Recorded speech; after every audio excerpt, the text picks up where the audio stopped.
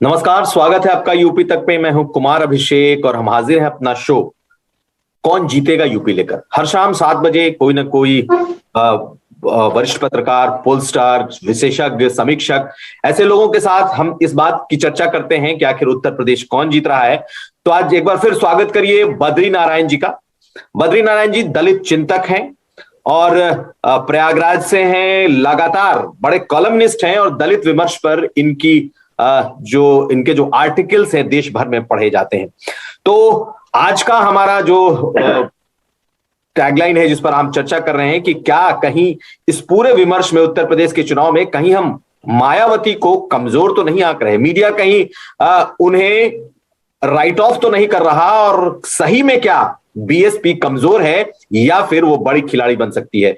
तो स्वागत है आपका बद्री नारायण जी। हमारे साथ नीरज गुप्ता भी हैं जो कि हमारे तक समूह के क्लस्टर हेड हैं, और स्वागत है नीरज आपका। और अमीश राय हैं जो कि UP तक.in जो हमारा वेबसाइट है उसे लीड करते हैं। तो स्वागत है आप तीनों का। और बद्री नारायण जी, हम हर बार अपने शो की जो शुरुआत करते हैं वो इस बात से करते हैं कि कौन जीत रहा है यूपी, लेकिन आज जो हमारा शो है वो इस लाइन से शुरू हो रहा है कि क्या सचमुच मायावती को अंडर प्ले किया जा रहा है? क्या मायावती इस चुनाव में कोई बड़ा रोल निभा सकती है?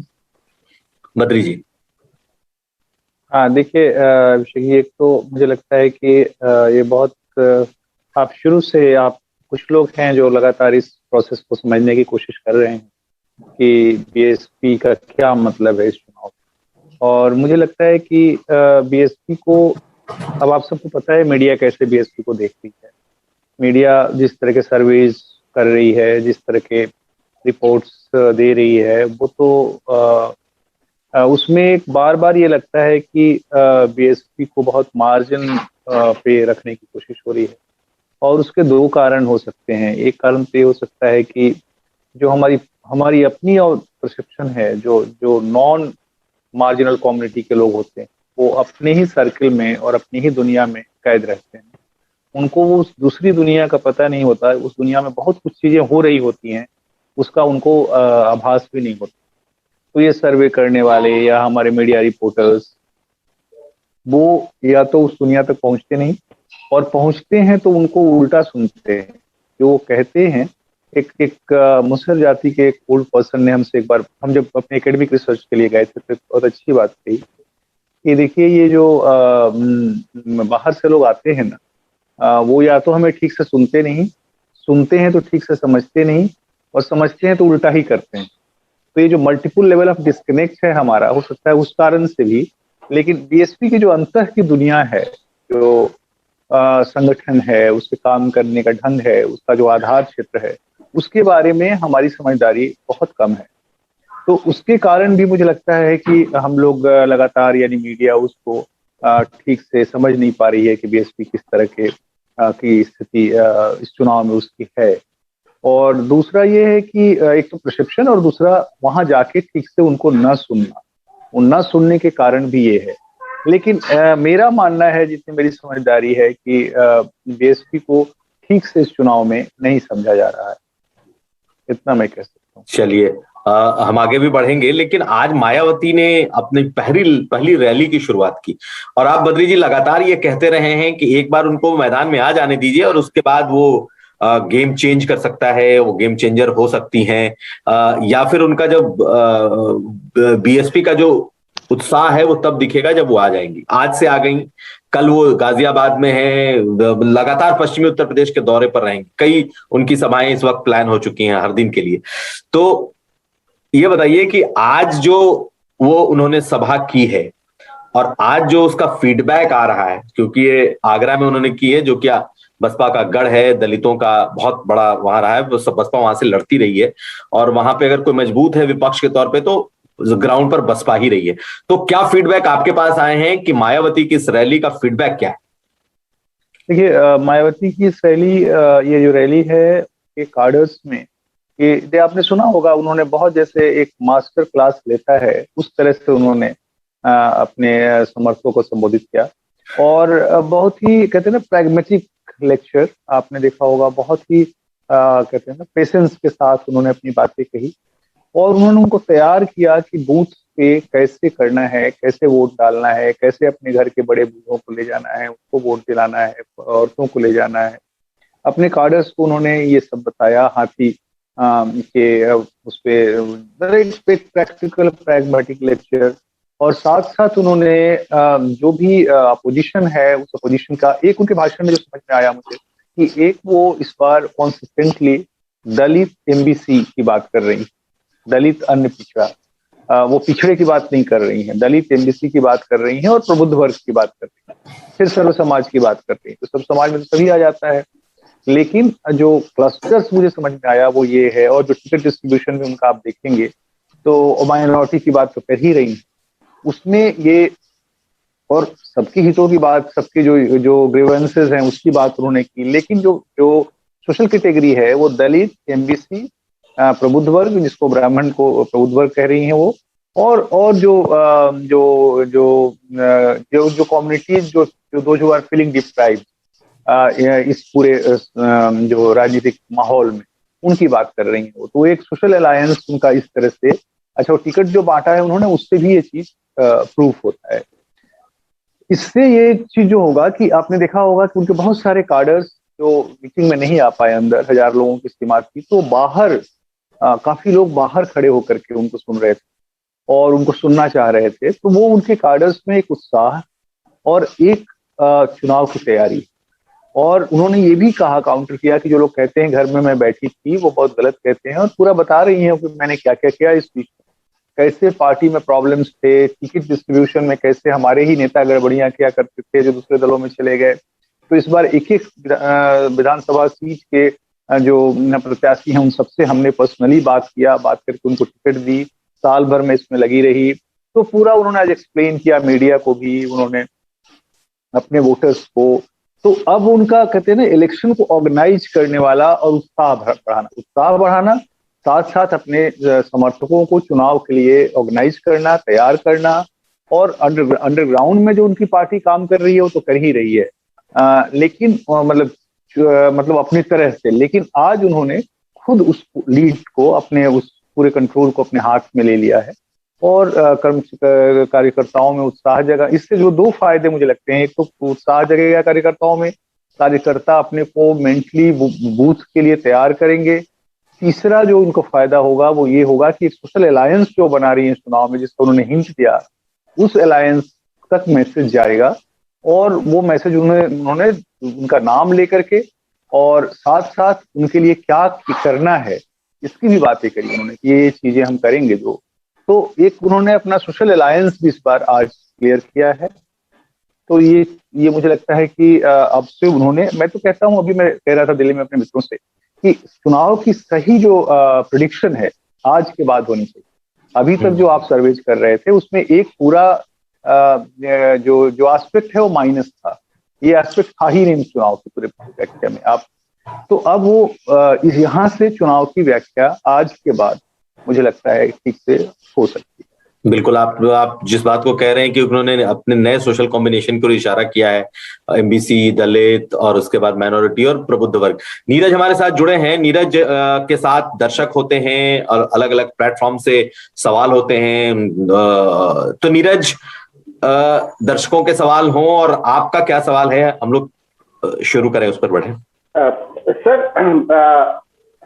कुल मिलाकर उत्तर प्रदेश की 403 सीटों में से 82 सीट्स जो है वो रिजर्व कैटेगरी में आती हैं, 82 सीटें। अगर हम पिछले 3 चुनावों को देखें तो 2007 में मायावती ने सरकार बनाई और इन 82 में से 60 सीटें जीती, 62 सीटें जीती, इनफैक्ट 62। 2012 में अखिलेश यादव ने सरकार बनाई तो इन 82 में से उन्होंने 58 सीट्स जीती।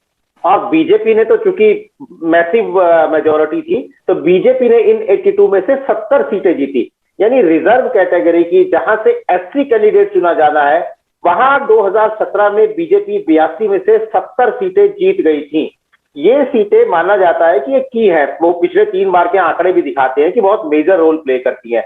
तो इस बार के चुनाव में आप जो लगभग 20% एससी कैटेगरी की सीट्स है उत्तर प्रदेश के अंदर, उनमें मायावती को कहां खड़ा देखते हैं?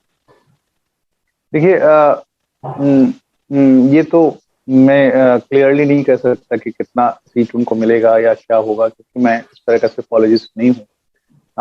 हम उस सोशल ट्रेंड को समझने की कोशिश करते हैं जो चुनावों के दौरान होता है। लेकिन जो मैंने जो समझा है इस तरह के सोशल ट्रेंड्स का फ्लो है, उसमें मुझे ये जो समझ में आ रहा है नीरज जी कि बीएसपी इस बार जो सुरक्षित सीटों में काफी दिनों से तैयारी कर रही है। तैयारी का उसका जो जो जो कहते हैं ना समीकरण, जिसको कहते हैं मैथमेटिक्स में जो समीकरण है, वो ये है कि अपने दलित बेस को इस बार जगा देना। जो दलित बेस इधर उधर फ्रैगमेंट होता था उसको कोहेसिव कर देना, जगा देना, प्लस उस पर जो दूसरी जो जातियां हैं उनके वोटों को जोड़ना, क्योंकि सुरक्षित सीटों की चाबी आप भी जानते होंगे प्राय अदर कास्ट के हाथों में होती है, क्योंकि दलित वोट बढ़ते हैं। हर का कैंडिडेट दलित होता है, सुरक्षित होता है, रिजर्व कैटेगरी का होता है, तो अदर कम्युनिटी को जोड़ने का अक्सर होता है। अदर में उन्होंने एमबीसीज, जो अभी सोशल अलायंस की हम लोग बात कर रहे थे कि एमबीसीज, मुस्लिम्स और ब्राह्मण प्रबुद्ध वर्ग, इन ये 3 कैटेगरी कहते हैं ना एक यूनिट के रूप में उनके सामने है, और शेष तो सर्व समाज है ही है। तो इन तीनों पर मुझे लगता है कि उनकी जोर, और वो कैसे है कि जो और जगहों पे उनको टिकट दे रही है, वो जैसे एमबीसी को टिकट दे रही हैं, जैसे उन्होंने बुंदेलखंड में अपना जो एमबीसी दलित समीकरण के आधार पर टिकट बांटा है। और इस बार उन्होंने ये बात कही अपने आज आगरा की रैली में, आपने ध्यान दिया होगा कि पिछली बार जो टिकट बढ़ते थे, जो हमारे नेता जिसमें जो आज दूसरे दलों में चले गए, उनके हाथों में बागडोर हमने सौंप दी थी टिकट बांटने का, तो वो बिना किसी सोशल कैलकुलेशन को ध्यान रखे हुए टिकट दे देते थे अपने लोगों को, या अपने जिसको मोबिलाइज करना है। सोशल इक्वेशन को बिना ध्यान दिए हुए ये शब्द उन्होंने। इस बार मैंने एक एक जगह के सोशल इक्वेशंस की व्याख्या शब्द हमारा है, व्याख्या शब्द उनका नहीं है, कि सोशल इक्वेशंस के आधार पे हमने टिकट दी है। तो ये मुझे लगता है बहुत बड़ा स्टेटमेंट है अपनी स्ट्रेटेजी के बारे में। जो बीएसपी जब सफल रही है वो इसी स्ट्रेटेजी पर सफल रही है। और इधर जब उन्होंने अपने बड़े नेताओं पर छोड़ दिए थे, तो उन्होंने अपने अपने ढंग से टिकट बांटने में भूमिका अदा की, गलत इन्फॉर्मेशन। आज उन्होंने ये भी कहा कि संगठन में हमारी कमिटीज कैसे गलत ढंग की, एक तरह से कहने का अर्थ है कि गलत ढंग की कमेटी बन गई थी। ये नेता जाते भी नहीं थे, कोई रिपोर्ट कर दिया उस आधार पर कमेटी बन जाती थी। तो इस बार मैंने एक एक कमेटी को रीऑर्गेनाइज किया है, और पर्सनली मैंने एक एक चीज देखा है। तो आज उन्होंने बहुत ही साफ ढंग से अपने पिछले 1-1.5 सालों में किए कामों का, संगठन को मजबूत करने का बताया। और तो ये जो अभी बात हम लोग सुरक्षित सीटों पर कर रहे थे, तो ये जो और जगह पर वो एमबीसी वगैरह को टिकट दे रही हैं, वो अलायंस का फायदा उनको सुरक्षित सीटों पर होगा। सुरक्षित सीटों में उस मैसेज को ले जाएंगे कि देखिए हम आपके इतने कैंडिडेट्स को यहाँ, और उन कैंडिडेट्स वहां से लोगों को वो कैंपेन में भी अपने बीएसपी कार्डर्स को वो बुला रही हैं। जैसा मेरी एक बीएसपी के साथी से बात हो रही थी कि बहुत ही कैलकुलेटेड, वेल प्लान कैंपेनिंग इन रिजर्व सीट पर बीएसपी करने जा रही है। और मुझे लगता है कि अगर ये अलायंस बनाने में सफल हो गई वो, तो इन सीटों पर अच्छा रिजल्ट करेंगी। वो नहीं हुई क्योंकि एक समय का भी बड़ा अर्थ होता है इलेक्शंस में, टाइमिंग का। जो पॉलिटिक्स में टाइमिंग अगर ठीक से काम नहीं किया तो हो सकता है सफलता न भी मिले। लेकिन मुझे लगता है कि अभी भी उनके हाथ में समय है, और उनके कार्डर्स को बहुत समय चाहिए नहीं होता है, बहुत बड़ी भाषण की जरूरत भी नहीं होती है, बहुत ज्यादा जो फ्लावरी और बड़े बड़े बातें और बहुत मीटिंग्स की जरूरत नहीं होती है। एक मीटिंग काफी है, जैसे आज आगरा की मीटिंग उनके पूरे उस क्षेत्र में उनके अपने कार्डर्स को मैसेज देने की मीटिंग थी जो हो गई। अब आगे वो बढ़ती जाएंगी। सर, उन्होंने तमाम बातें की, अपनी सोशल इंजीनियरिंग की बात की, लेकिन शुरुआती 225 सीटों में से 60 सीटें मुस्लिम कैंडिडेट्स को दी गई हैं, यानी हर चौथी सीट पर एक सीट मुसलमान कैंडिडेट को दी गई है। तो आज की रैली में उन्होंने अपने टिकट डिस्ट्रीब्यूशन की इस इंजीनियरिंग का कोई उल्लेख नहीं किया। नहीं, उन्होंने, आपने देखा होगा कि ये उन्होंने कहा कि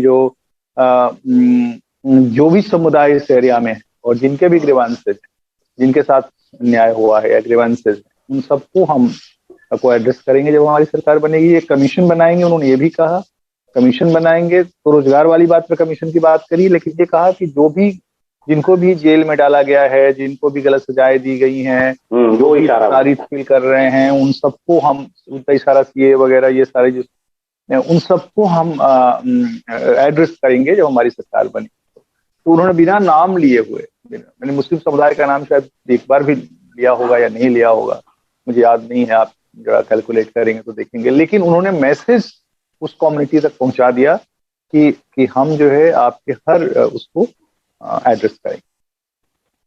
उन्होंने ब्राह्मण का भी नाम, उन्होंने ब्राह्मण का भी नाम, उन्होंने ब्राह्मण शब्द का इस्तेमाल नहीं किया, प्रबुद्ध वर्ग किया। तो एक नई वोकैबुलरी भी इलेक्शन में बीएसपी को इवॉल्व करनी पड़ रही है, क्योंकि पुरानी वोकैबुलरी की अपनी प्रॉब्लम है, जैसे ही ब्राह्मण कहेंगे वैसे ही गलत मैसेज जा सकता है उनके अपने बेस में। तो they are very conscious in using the terms. नहीं तो आपको लगता है कि मुस्लिम कैंडिडेट भी, क्योंकि ये भी एक कन्वेंशनल विजडम सी हो गई है इस चुनाव को आंकने की, कि भाई मुस्लिम तो जो है वो स्ट्रेटेजिकली एक तरफा समाजवादी पार्टी और उसके गठबंधन की तरफ जा रहा है। ये भी लगातार तकरीबन तमाम सर्वे, तमाम एनालिस्ट, ज्यादातर एनालिस्ट ये बात कह रहे हैं।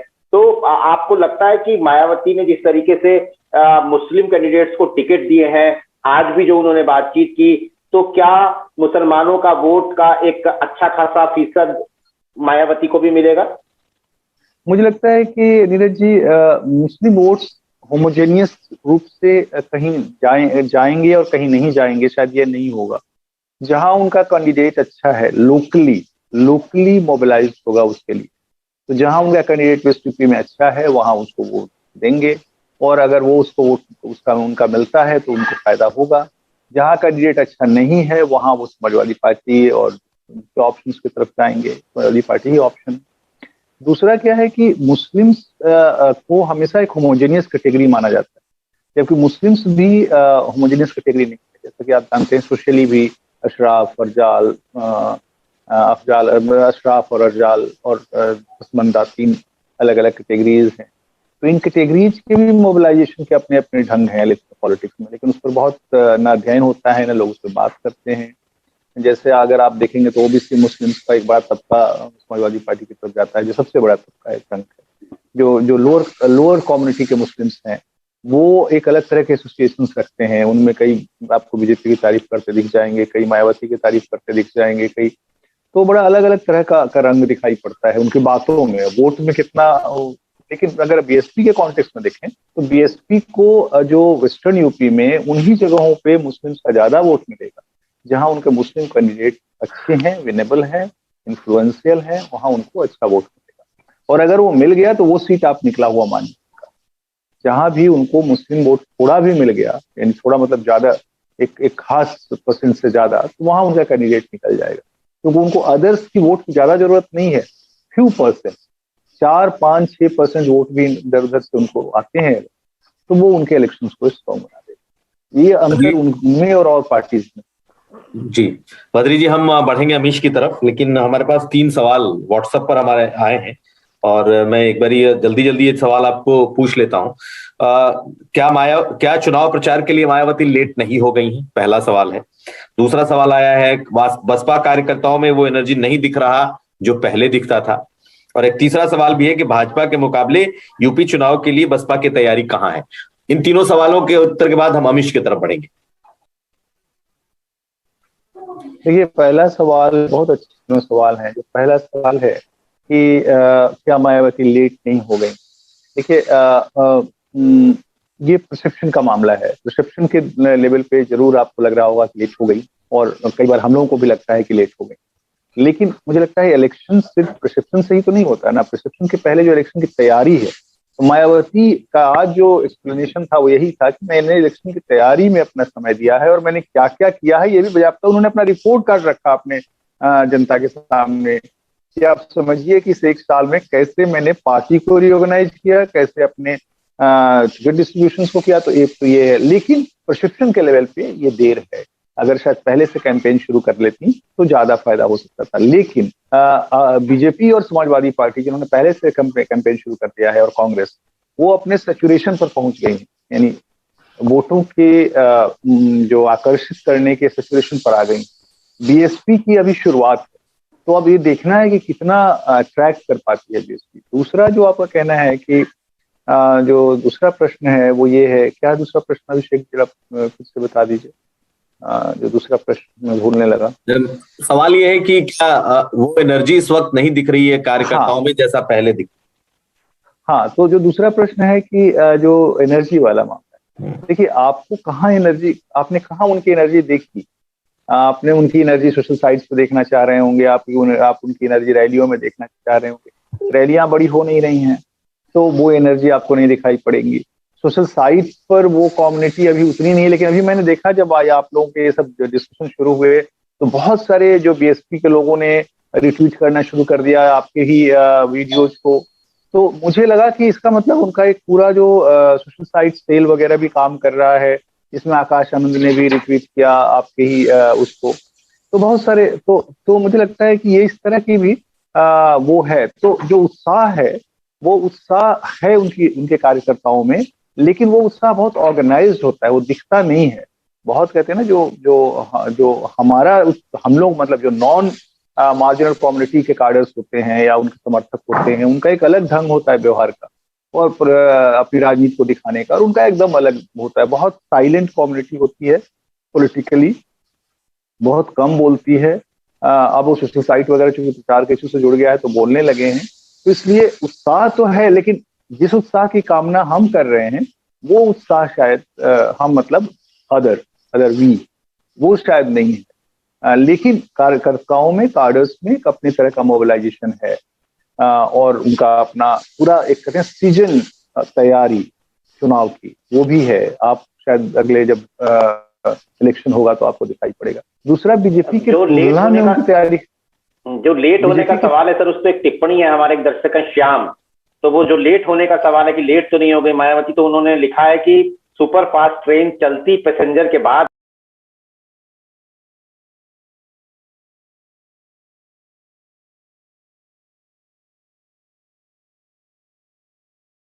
मंजिल। हाँ ये भी पब्लिक परसेप्शन है कि जो अच्छा धावक होता है वो धीमे धीमे दौड़ रहा होता है और जब गोल पास आता है तो ज्यादा तेज दौड़ता है। तो ये हो सकता है कि ये शायद स्ट्रेटजी का भी हिस्सा हो, लेकिन मुझे लगता है कि तैयारी में और वो एक वो उस पार्टी को जिस तरह से ऑर्गेनाइज करने का काम में खुद बहुत अकेली वो जो लगी हुई है, समय बहुत उनका उसमें जाता होगा।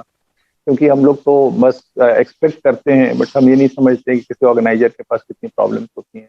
दूसरा जो है जो बीजेपी की तुलना में तैयारी का जो मतलब है, देखिए बीजेपी तो बहुत बड़ी इलेक्शन मशीन है बीजेपी की, बहुत बड़ी पार्टी है, उसके सामने तैयारी का कंपेयर नहीं कर सकते हैं आप बीएसपी को। लेकिन बीएसपी का एक अलग तरह की तैयारी है, मतलब उसको कहते हैं ना उन मानदंडों से नहीं देख सकते जिन मानदंडों से, जैसे अगर आप ये देखना चाहें कि मीडिया कितना उनकी बातें कर रहा है तो नहीं कर रहा है, अगर आप देखना चाहें कि उनके पास कितना प्रवक्ता हैं तो आपको नहीं दिखाई पड़ेंगे, अगर आप उनके सामने देखना चाहें कि उनके पास कितनी रैलियां हो गई वो आपको नहीं दिखाई पड़ेगा। लेकिन जो जो कहते हैं ना बेस के भीतर भीतर उनके लोग लगातार काम, अभी हम लोग एक कुछ गाँव में घूम रहे थे, अभी परसों गए थे कुछ गाँव में, तो वहाँ एक दलित लड़के से बात हो रही थी। वो एक यंग लड़का कोटा चलाता है, वो उसने कहा कि आप समझिए कि हम लोगों को बहन जी कुछ कहें न कहें, हमारा कमिटमेंट है और एक एक वोट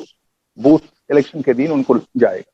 तो ये जो तैयारी है ना, ये तैयारी किसी उस तरह से नहीं होती है, एक अजब तरह का एक जो कहते हैं ना सोशल प्रिपरेशन है इलेक्शन का, जो जो मायावती के लिए गिवन है, जो उनको मिल जाता है।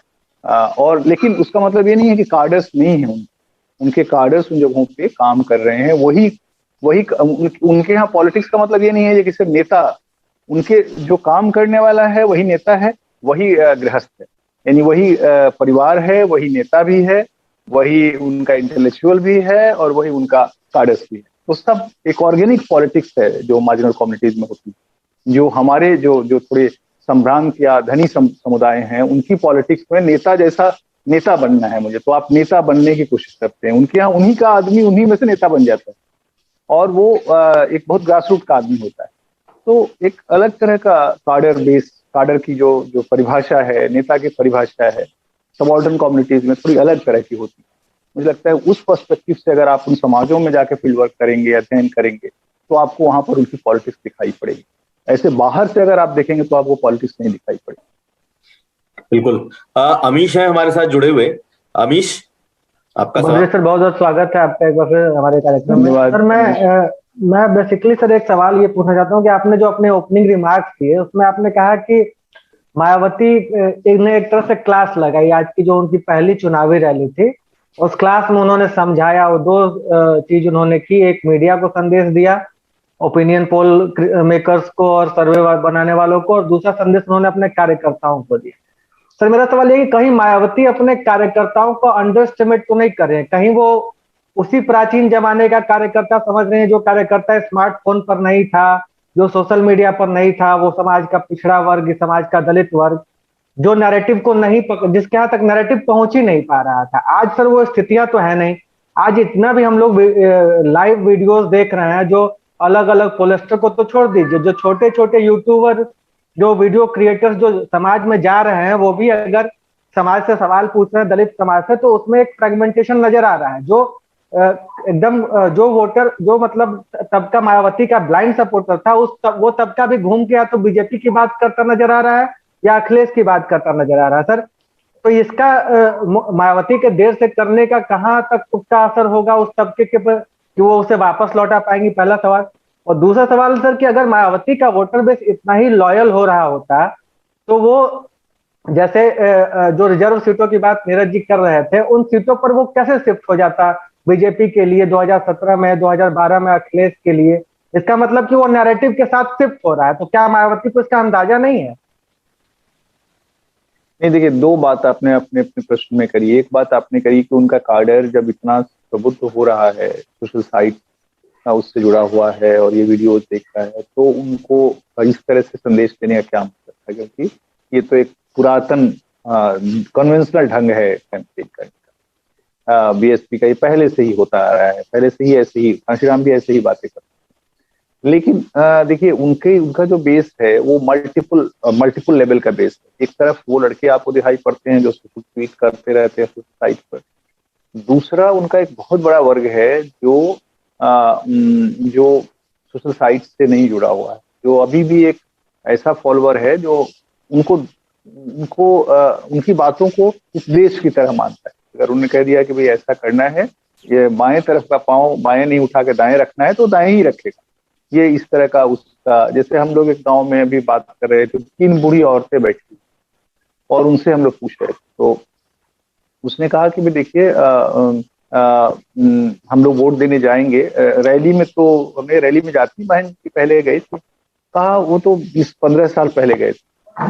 15 साल पहले गए थे, लेकिन बहन जी ने जो बात 15 साल पहले कही थी वो अभी तक वो फॉलो करती है। वो वोट देने जब जाने के पहले कैसे खाना पहले करके क्या करना है, कैसे करना है, वो पूरा बता रही थी कि कैसे बहन जी ने समझाया था, और वही हम लोग, साहब ने और बहन जी ने समझाया था, वो कांशीराम के समय में गई।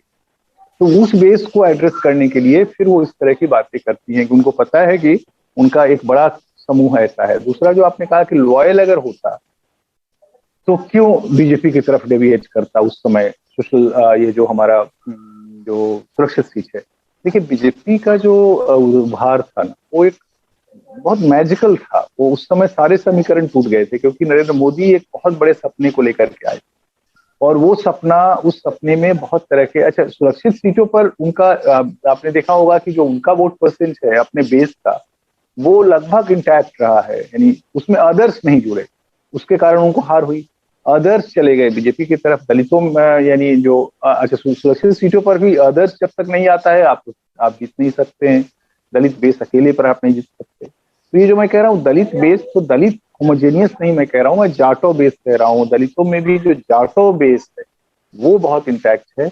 उसके साथ जो ये कैंपेन कर रही हैं उसमें से जो फ्रेगमेंटेशन आपको अन्य जातियों में दिख रहा होगा, जैसे कोरी है, धोबी है या पासी है, और जो दलित कम्युनिटीज, वो कोहेसिव होगा इनके कैंपेन से, या शिफ्ट करेगा सर्टेन परसेंटेज इनकी तरफ जो कहीं और जा रहा होगा, और शेष अदर कम्युनिटीज को वो अपने साथ जोड़ पाएंगे। ये एक सवाल इसमें थोड़ा मैं ऐड ऑन कर दूं। जैसे पोस्ट कोविड चुनाव चल रहा है ना, तो चुनाव लड़ने की रणनीतियां बदल गई हैं। एक तो सोशल मीडिया का ज्यादा इस्तेमाल किया जा रहा है, तो आप देखेंगे कि घर घर 2 गाने चल रहे हैं कि एक तो अखिलेश आएंगे और दूसरा योगी जी आई हैं। 2 गाने हर व्हाट्सएप ग्रुप में भेजे जा रहे हैं और चल रहे हैं। मायावती की तरफ से इस तरह का कोई प्रयास नहीं है कि जो ये तबका है जो सरकार बनाने लायक उनको अंक दिलाए, जो मतलब शिफ्टिंग वोट है 20 से 25% यूपी का, जो उनकी तरफ मुड़े, ऐसा कोई प्रयास बसपा की तरफ से नहीं होता नजर आ रहा है। मायावती की बात छोड़ दीजिए, सतीश मिश्रा भी डोर टू डोर कैंपेन करते नजर नहीं आ रहे, और कोई तो बड़ा नाम अभी रहा नहीं बसपा के साथ उस तरीके से। जो अभी आज पश्चिमी यूपी में जब लड़ाई एकदम नजदीक है, स्लॉग ओवर की बैटिंग चल रही है, 10 को वोटिंग हो जाएगी, हर party door to door campaign कर रही है, लेकिन कहीं बसपा इस चीज को मिस नहीं कर रही है सर?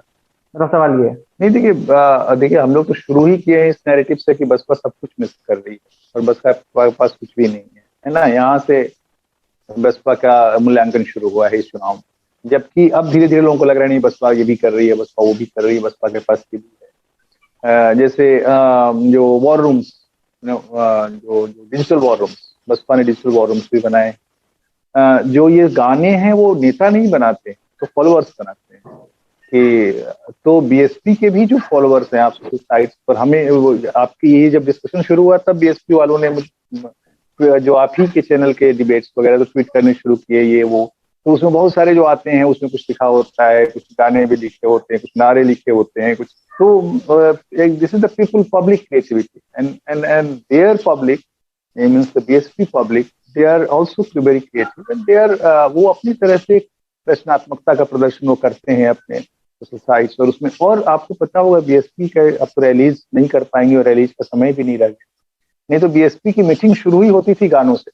पहले कोई एक लोक गायक होता था, वो गीत गाता था, उसके बाद फिर मायावती और वो बोलती थी। तमाम हम लोगों ने ऐसे गायकों पर काम भी किया है जो उनके साथ बीएसपी मूवमेंट के दिनों में, तो वो तो बहुत ही इनहेरेंट है क्रिएटिविटी, वो तो है ही है। तो लेकिन ये ठीक है कि हम जिस गाने को पकड़ते हैं वो काबा और नहीं बा और जोगी आई हैं और वो जई हैं, लेकिन ऐसा मायावती के लिए भी उनके समर्थकों में तरह तरह के नारे गाने हैं, उस पर कोई अध्ययन करे, कोई कलेक्ट करे, लेकिन कौन किसके पास फुर्सत है कि उन तक जाके कलेक्ट करे। जो दिख गया सोशल साइट पर उससे उस पे आ गया और बन गया, तो ये बात।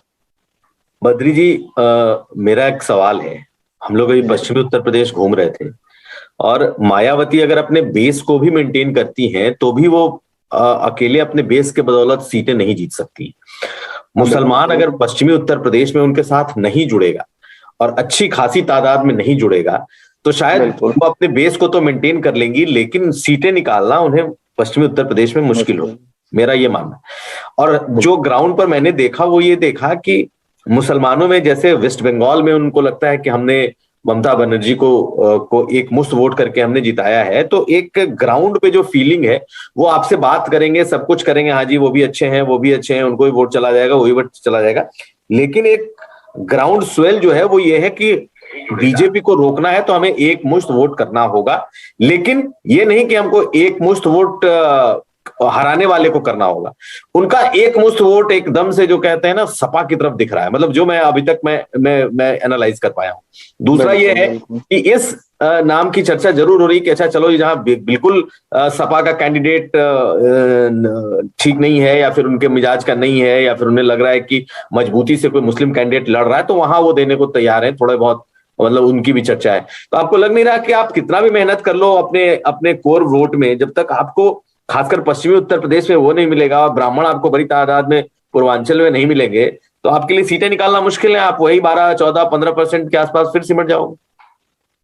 नहीं, बात तो सही कह रहे हैं आप, ये एक क्राइसिस है। लेकिन जो अगर आप देखेंगे वेस्टर्न यूपी में जो सोशल डेमोग्राफी देखेंगे वहां पर जाटो प्लस उन एरियाज के मुस्लिम जहां पर इनका कैंडिडेट विनेबल होगा या अच्छा कैंडिडेट होगा, जहां समाजवादी पार्टी की कहीं वो, प्लस जो छोटी दलित जातियां और एमबीसी जातियां हैं उनमें ज्यादातर बीजेपी की तरफ हैं, एकदम तय है। लेकिन एक सेक्शन उसमें से, देखिए मायावती का क्या है, जो केमिस्ट्री है वो ये होता है कि बेस वोट हमारा बचा रहे और थोड़ा थोड़ा वोट और जगहों से आ जाए। तो अगर थोड़ा थोड़ा वोट अगर मुस्लिम का आ जाता है, का आ गया है, थोड़ा थोड़ा वोट का आ जाता है, थोड़ा थोड़ा वोट काशी का आ जाता है, तो वो सब मिला करके उनके कुछ कैंडिडेट्स को निकाल सकती है। मैं ये अभी भी मैं आपकी बात को कॉन्टेस्ट नहीं कर रहा हूँ कि वेस्टर्न यूपी में बीजेपी और एसपी दोनों बड़ी पार्टियां हैं और बड़ी सफलता इनको दिखाई पड़ रही है इनके लिए, लेकिन बीएसपी सर यहाँ पे फ्लोरिश कर रही है, एक छोटा सा फ्लोरिश कर रही है। सर मैं यहाँ पे एक छोटा, हाँ। जैसे आप कह रहे हैं ना कि मैं समझने की कोशिश कर रहा हूँ, शायद दर्शक भी हमारे समझे। आप कोर वोट बेस के साथ अगर छोटे छोटे और समूहों को जोड़ने की बात करते हैं, लेकिन जब ये ट्रायंगुलर हो तब तो समझ में आता है, लेकिन अगर ये बाइपोलर की तरफ चल रहा है जहां 40%, 42% एक तरफ, 35-36% एक तरफ, नहीं, तो अगर आप छोटे छोटे वोट भी ले लें तो आप 15% से 20% चले जाएंगे, 22% चले जाएंगे, फिर भी आपका जीत का आंकड़ा नहीं बन रहा।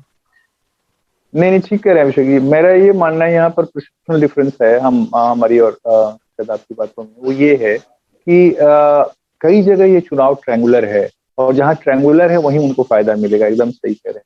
कई जगह जहाँ बाइपोलर है वहां पर इनको फायदा नहीं मिलेगा, वहां पर एक अच्छा प्रतिशत वोट का लेकर के ये रह जाएंगे, वहां पर सीट इनका नहीं निकलेगा। लेकिन कई जगह वेस्टर्न यूपी में अगर आप सीट वाइज एनालिसिस करें तो वहां पर लड़ाई ट्रायंगुलर है। कई जगह पर तो एसपी बीएसपी की सीधी लड़ाई है। ये हम इधर यहाँ भी हमारे इलाहाबाद से आगे आप बढ़े तो अभी हम लोग करछना में गए थे, तो वहां पर एक ब्राह्मण कैंडिडेट को उन्होंने टिकट दिया और वहां पे दलित और ब्राह्मण, तो वहां पे लोगों का कहना है कि जो लड़ाई है अभी शुरू हुई है एसपी बीएसपी की, बीजेपी कैंडिडेट अभी आया नहीं। बीजेपी कैंडिडेट आएगा तब तो ट्रायंगुलर तो बन ही जाएगा ना। वो जब जो अभी से ही शुरू हो गया कि भाई एसपी बीएसपी बन रही है, तो तीसरा आएगा बीजेपी, तो बीजेपी मान लीजिए नंबर 1 भी होती है तो भी लड़ाई ट्रायंगुलर होगा।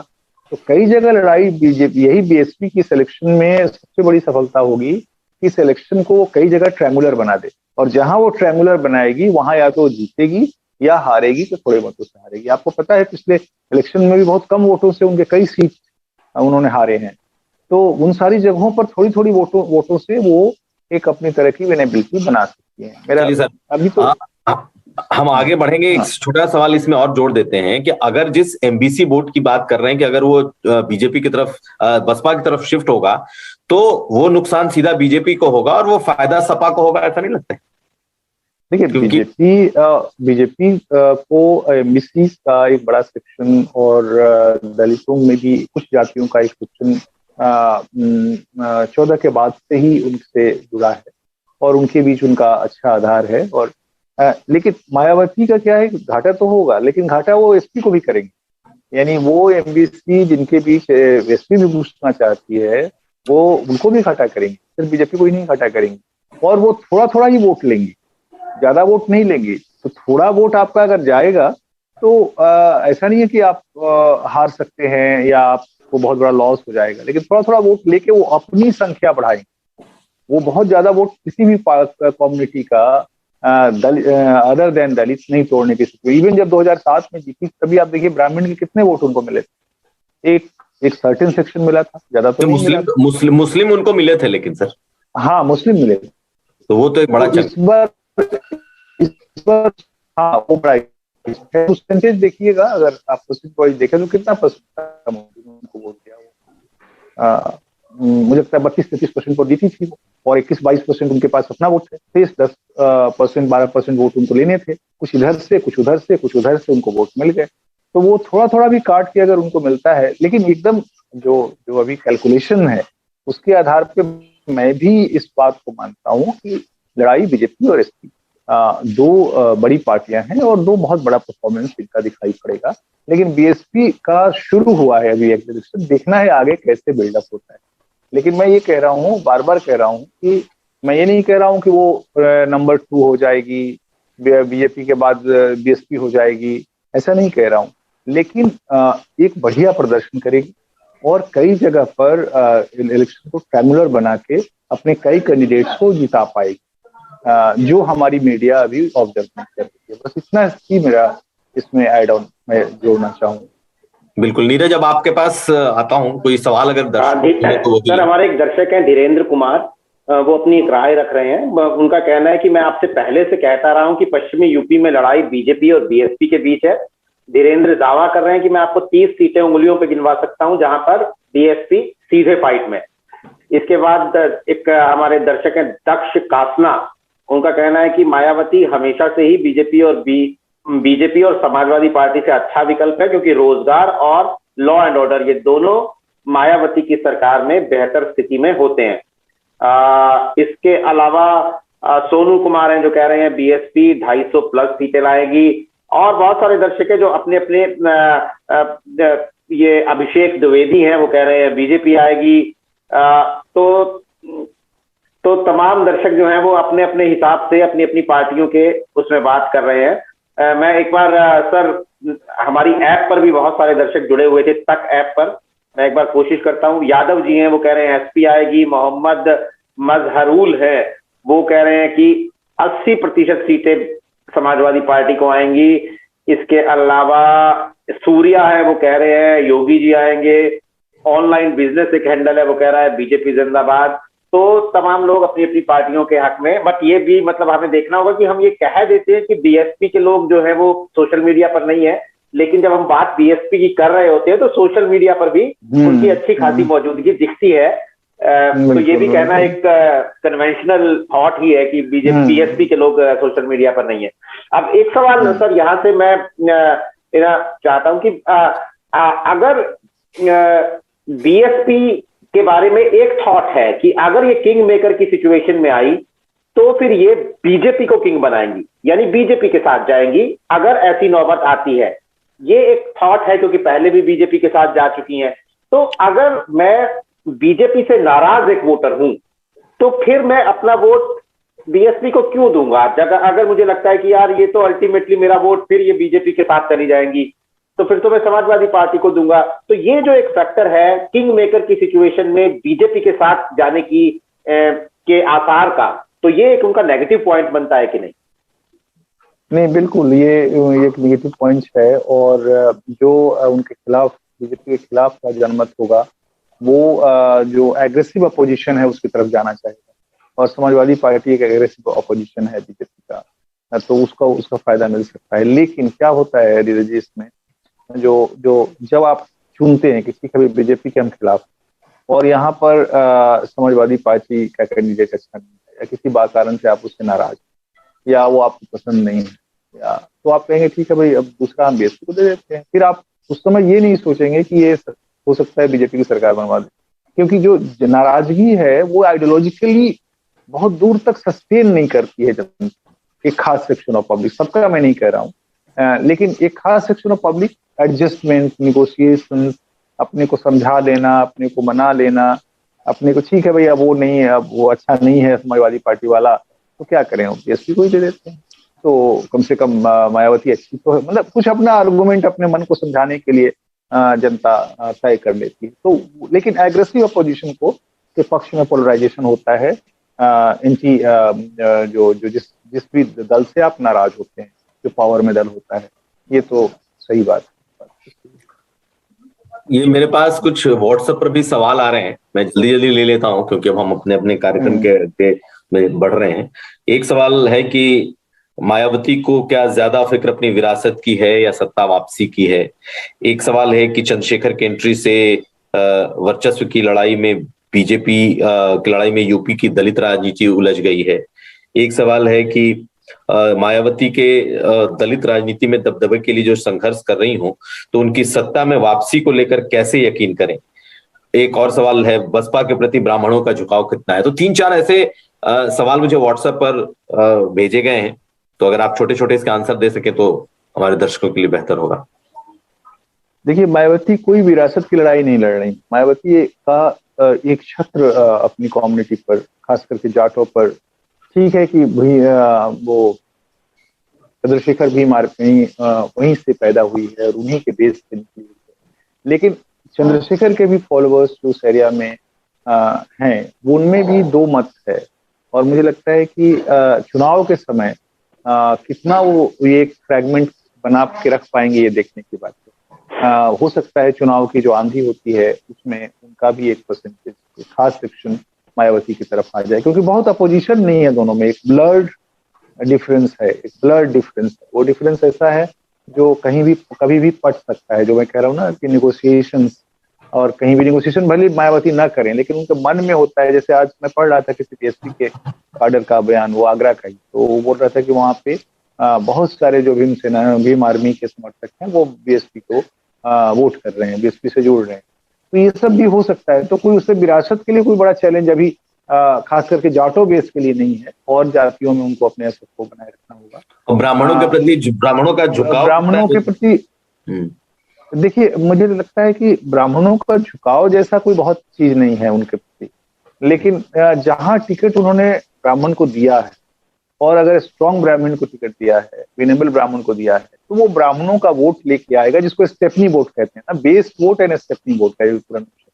तो उनका अपना बेस वोट ट्रांसफर होगा उस स्टेपनी वोट को जो नेता लेकर के आएगा। तो मान लीजिए उस नेता ने 20,000 वोट लाने की शक्ति है उसके पास, उस ब्राह्मण कम्युनिटी का 20,000 वोट ले आता है, तो शेष 40,000 वोट दलित का, या 35,000 वोट या 30,000 जो भी है, वो उसको मिल जाएगा।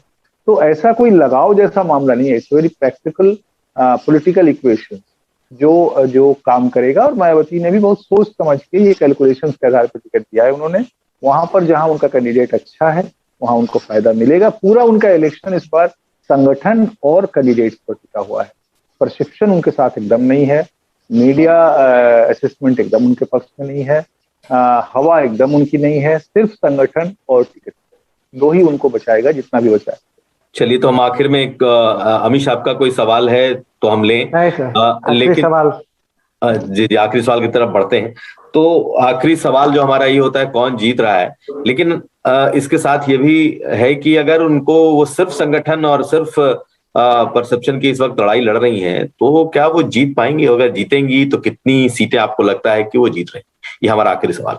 देखिए, ये प्रश्न तो हमेशा मैं इसमें फेल करता हूँ। मतलब ये प्रश्न मेरे को कहते हैं एक ऐसा मास्टर का प्रश्न होता है जो एक स्टूडेंट को चिंतित कर देता है, क्योंकि मैं कभी इस लहजे में सोचता नहीं हूँ कितना सीट मिलेगा। और सरकार मुझे ये लग रहा है कि सरकार भले ही ना बना पाए, लेकिन मायावती एक अच्छी उपस्थिति कुछ अर्थों में, मैं नहीं कह रहा हूँ सारे अर्थों में, कुछ अर्थों में इस इलेक्शन में बना। सर वही थोड़ा सा क्लैरिटी करिए, अच्छी उपस्थिति में कितनी उपस्थिति होगी? क्या वो सरकार बनवाने में, क्या कोई भी सरकार बनेगी तो उसमें उनका रोल होगा? देखिए, अगर वो ज्यादा सीट जीतती है, मतलब 40-50 से ऊपर अगर जाती है, 40-50 के आसपास भी चली जाती है, तो उनकी भूमिका बड़ी हो जाएगी चुनाव में, और तब वो सरकार बनाने में भूमिका अदा कर सकती है।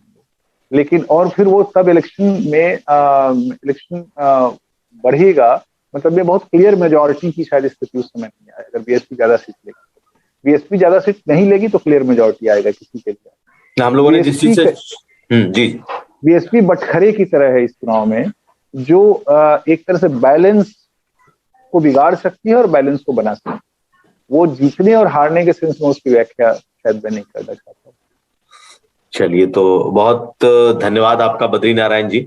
हमारे दर्शकों को कम से कम बीएसपी के पर्सपेक्टिव से, दलित विमर्श की पर्सपेक्टिव से आज बहुत अच्छी जानकारियां हुई हैं। और चूंकि आज से ही मायावती ने अपना कैंपेन शुरू किया है, तो आने वाले जो चुनाव के तारीख है उसके पहले वो कितना मोमेंटम बना पाती हैं, इस पर नजर रहेगी। लेकिन आपने एक बात बिल्कुल साफ कही कि बिल्कुल जीतने की स्थिति में नहीं है, बटखरे वाली स्थिति है। अगर वो कहीं बेहतर कर गई तो शायद उनकी राजनीति के लिए बेहतर होगा। तो आपका बहुत शुक्रिया यूपी तक से जुड़ने के लिए। आपके इन्हीं शब्दों के साथ हम विदा लेते हैं। नीरज, आपका भी बहुत धन्यवाद, और अमीश आपका भी बहुत शुक्रिया। कल हम फिर किसी अपने नए गेस्ट के साथ, नए विशेषज्ञ के साथ हाजिर होंगे अपने शो कौन जीतेगा यूपी में। धन्यवाद आपका। बहुत बहुत बहुत धन्यवाद आप लोगों का, बहुत अच्छा लगा बात करके। Thank you.